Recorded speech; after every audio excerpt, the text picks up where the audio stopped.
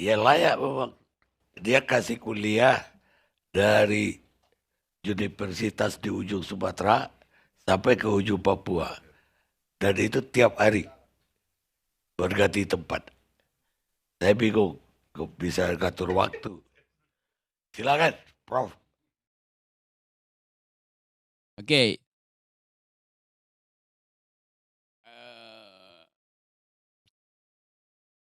apa sih temanya? Oke.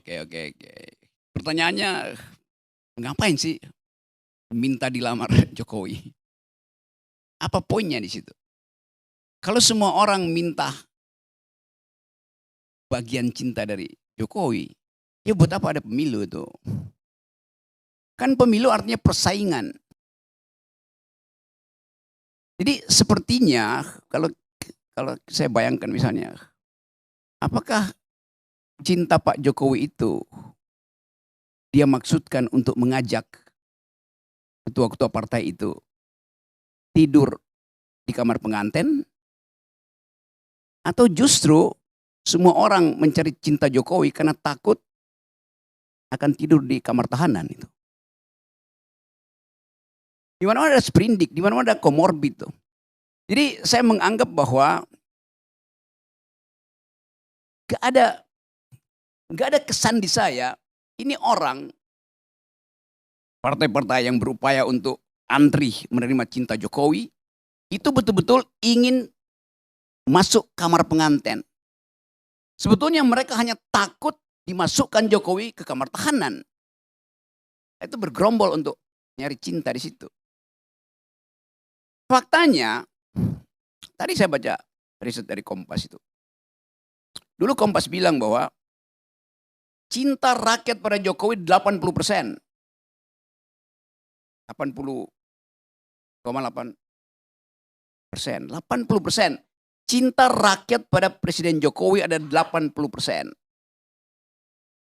Riset terakhir mengatakan hanya 18% yang ingin menurut pilihan Jokowi tentang calon presiden. Di rakyat pun cintanya palsu. Faktanya begitu. Jadi apa yang mau kita percaya dari soal cinta mencintai ini? Di dalam sastra ada dua tokoh yang dikenal sebagai pecinta itu. Satu namanya Don Quixote. Indonesia bilang Don Quixote. Dia orang jujur karena itu dia membayangkan bahwa dia mampu untuk membangun romansa dengan semua perempuan itu. Tapi ini orang agak gila tuh. Cuman ada dalam imajinasinya. Dia tahu dia nggak bisa, tetapi dia bayangkan terus bahwa dia bisa mencintai semua perempuan itu. Itu kenekatan absurd dari Don Quixote. Ada Don yang lain, Don Juan. Yang memang mampu untuk gombal pada semua perempuan. Enggak dia bisa pacaran tidur dengan semua perempuan. Saya kira Pak Jokowi itu Don Juan apa Don Quixote itu. Dia sebagian Don Juan karena dicitrakan begitu, sebagian Don Quixote karena memang nggak mampu untuk mewujudkan apa yang disebut cinta itu. Dia imajinasi aja. Jadi ini soal kita tuh, seolah-olah kita tadi Faisal betul, Fahri betul. Kita mau lihat ada duel di dalam soal politik. Politik itu adalah soal duel. Tapi ini masyarakat mesti ditata. Iya, tetapi apa yang disebut sebagai kader, dia mesti membedakan diri dengan lawan politik dia yang juga kader itu. Itu dasarnya tuh. Supaya ada skrutinisasi, ada kebersihan berpikir, ada distingsi yang kuat di situ. Tadi Eko mengatakan, ya karena Ganjar itu sudah punya track record memimpin. Tunggu dulu nilainya berapa record itu di Semarang atau di Jawa Tengah itu. Apakah Ganjar di dalam kepemimpinannya mampu menaikkan daya hidup Jawa Tengah dibandingkan dengan nasional misalnya. Sampai sekarang Jawa Tengah itu provinsi termiskin di Jawa itu. Gak naik-naik juga. Jangan dong, nilai sekarang nggak gitu dong. Nilai kalau dilihat kemiskinan, berapa angka kemiskinan yang turun di zaman Ganjar. Kalau kita lihat provinsi termiskin, kita akan terus-menerus menyalahkan gubernur di Papua sana. Kalau ngelihatnya kayak gitu dong. Berapa angka kemiskinan yang turun, berapa pertumbuhan ekonomi, yang jelas-jelas pertumbuhan ekonomi Jawa Tengah di atas pertumbuhan ekonomi nasional rata-rata. Lihatnya kayak gitu dong, yang fair Oke, dong. oh, fair. Saya kasih data lebih konkret pada saudara ya. Oke. Indeks kemiskinan di Jawa Tengah 9,8. Indeks kemiskinan nasional 8. Indeks kemiskinan Jakarta 7. Jadi Jakarta mensubsidi Jawa Tengah. Nangkap nggak dasarnya itu? Itu dasarnya itu, melihat itu. Bertahun-tahun 40.000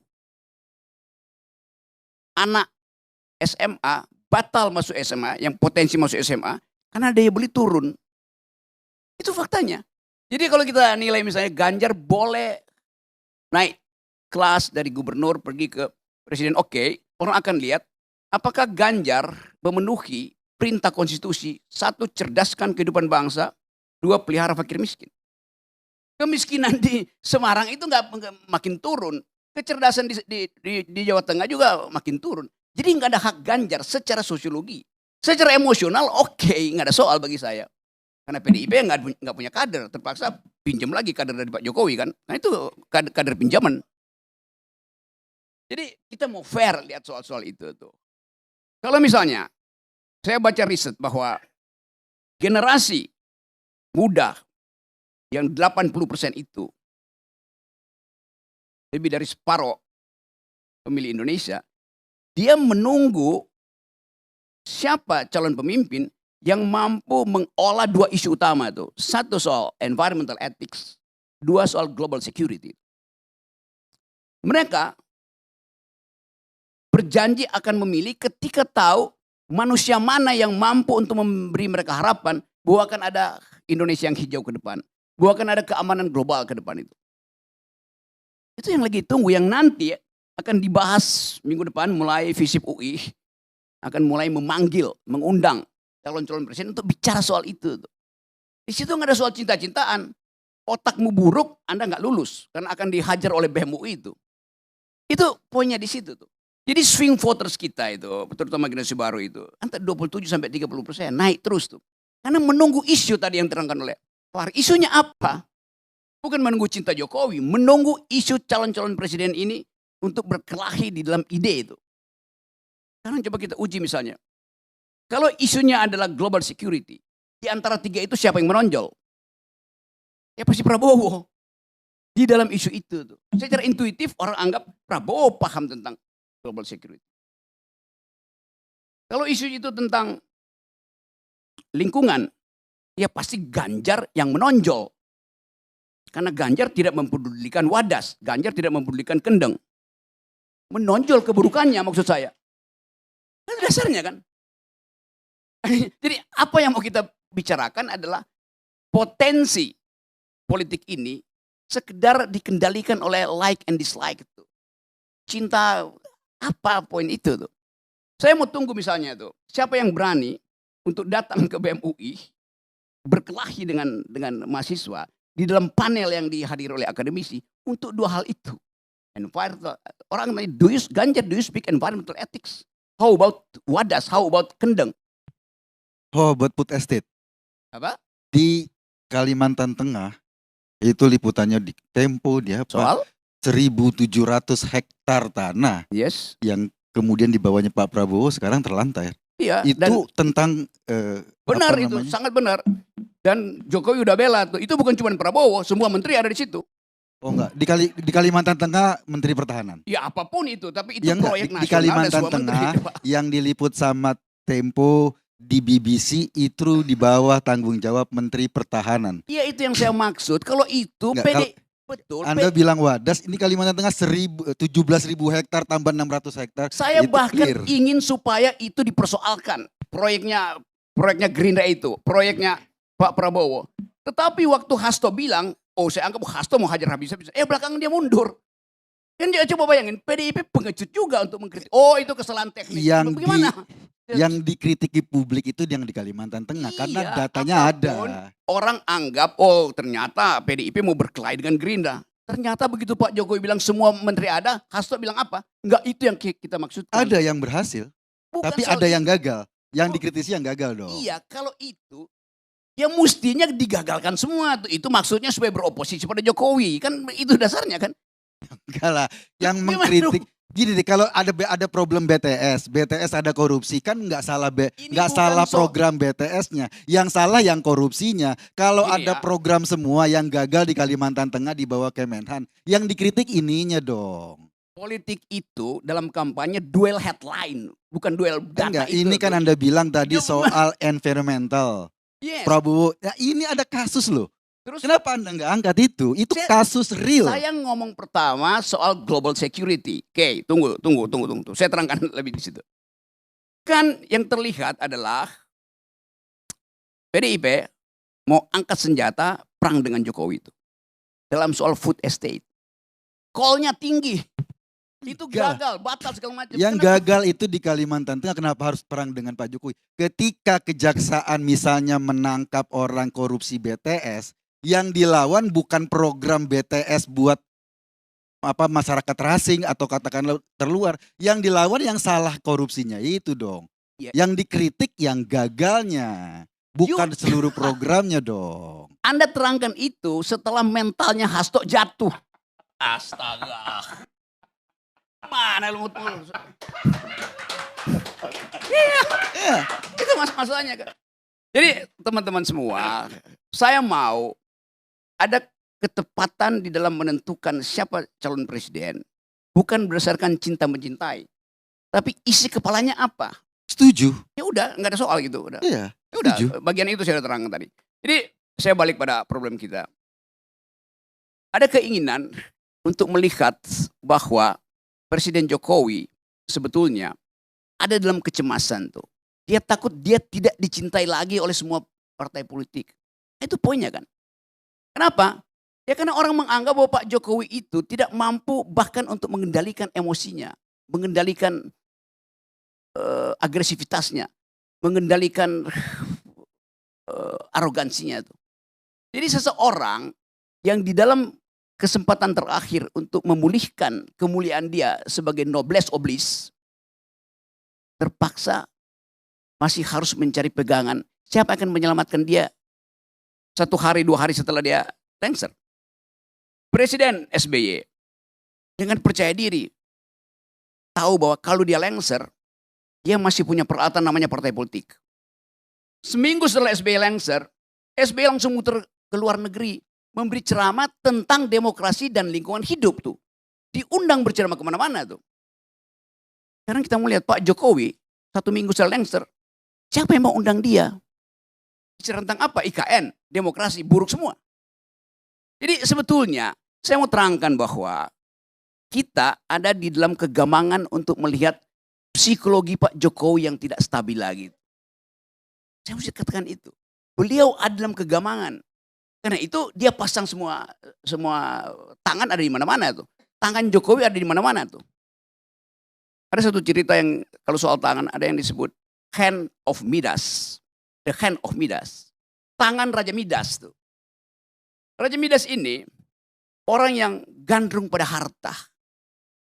Jadi dia ingin hidup dia itu dikelilingi oleh batangan emas itu. Karena itu dia punya kemampuan untuk menunjuk siapapun, apapun barang pun, manusia atau benda itu. Kalau dia tunjuk jadi emas itu. Yang dilakukan Jokowi juga persis seperti Raja Midas sekarang. Dia tunjuk semua ketua partai. Tiba-tiba semua ketua partai berubah jadi emas tuh. Jokowi memerlukan emas untuk apa? Untuk membangun IKN. Untuk membayar utang. Untuk mensubsidi energi yang terbarukan itu tuh. Jadi bagi Pak Jokowi, semua keadaan itu hanya berfungsi sebagai mata uang. Yaitu emas tuh. Jokowi tidak berpikir tentang gagasan. Itu intinya tuh. Itu kritik saya tuh. Jadi sekali lagi, kita ada dalam ketegangan. Kita mau, apa yang tadi, kita bayangkan legacy Pak Jokowi itu apa? Satu-satunya yang masih mungkin adalah, dia ucapkan mulai hari ini bahwa dia gagal menghidupkan semacam imajinasi tentang masa depan tuh. Yang dicoba Pak Jokowi adalah Indonesia ya terus-menerus bonus demografi, emas segala macam itu. Tapi persiapan gagasan ke situ nggak ada tuh. Orang mau menunggu sebetulnya Pak Jokowi di ujung kekuasaannya mengucapkan pidato yang visioner di 17 Agustus. Yang dilakukan adalah curcol. Makasih. Pak Arni, sebentar, saya mau sedikit koreksi soal indeks kemiskinan tadi. Rocky Ini bilang masih indeks balik ke Ganjar kemiskinan. nih. Enggak, biar enggak salah, ini kan dilihat publik. Indeks kemiskinan Jawa Tengah 9%, kemudian rata-rata Jakarta 7%, rata-rata nasional 8%. Karena indeks kemiskinan itu kan akumulatif. Artinya memang Jawa Tengah segitu. Kalau itu ukurannya, ngelihatnya indeks kemiskinan, sampai kapanpun gubernur NTT misalnya, nggak akan bisa mengejar Jakarta. Akan kayak gitu. Tapi yang harus saya dilihat adalah berapa tingkat penurunan indeks kemiskinan ketika Ganjar menjabat dan turun. Gitu loh. Yang ngelihatnya itu kalau indeks global, ya Jawa Tengah dibanding sama Jakarta, pasti indeks globalnya jauh. Tapi yang dilihat kalau mau fair, ini kita menilai pimpinan kan, kinerjanya kan, yang dilihat adalah berapa penurunan indeks kemiskinan itu pada saat dia menjabat dan selesai dia menjabat. Ini ya. Itu jauh lebih fair. Di dalam kebijakan politik, di dalam upaya untuk berdebat segala macam itu, investor segala macam, dia cuma mau lihat itu naik apa turun untuk dibandingkan dengan Jakarta. Ya memang ibu kota pasti lebih gede, tetapi prinsipnya Jakarta akhirnya menyumbang ke Jawa Tengah supaya indeks Jawa Tengah itu nggak jauh-jauh amat dari indeks nasional. Itu poinnya tuh. Dengan kata lain, Anies mensubsidi Ganjar.